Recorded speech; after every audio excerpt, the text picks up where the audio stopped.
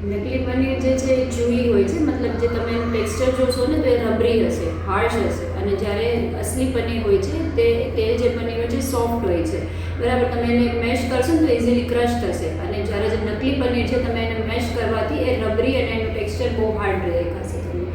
બીજી મેથડ એ છે કે તમે એને ગરમ પાણીમાં સોક કરશો ને તો ગરમ પાણીમાં સોક કરવાથી જે નકલી પનીર હશે બહુ ટાઈટ થઈ જશે એકદમ, બરાબર. અને જે અસલી પનીર છે એ સોફ્ટ બની જશે. બીજી મેથડ છે કે આપણે એના ઉપર જે આયોડીન જે છે, નમક આપણે એડ કરશું તો એના ઉપરથી પણ આપણને ખબર પડશે. જો એમાં એડિશનલ સ્ટાર્ચ હશે પનીરમાં તો એનાથી આપણને ખબર પડશે કે ઉપરનું જે લેયર હોય એ બ્લુ થઈ જાય છે, બરાબર. તો બ્લુ લેયર થવું એટલે કે પનીર નકલી છે. નકલી પનીર ખાવાથી વોમિટિંગ, નોઝિયા વગેરે છે, બરાબર. બ્લોટિંગ, ગેસ, એસિડિટી, લીવર, ઇન્ટેસ્ટિનલને પણ નુકસાન કરે છે.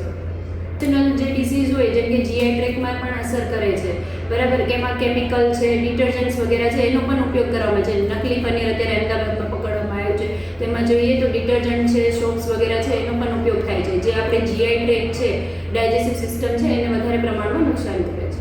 જે છે એ લોડ વધારે લેવા લાગે છે. નકલી પનીરમાં જ મેં તમને વાત કરી ડિટર્જન્ટ, સોપ વગેરેનો ઉપયોગ થાય છે, કેમિકલ્સનો ઉપયોગ થાય છે.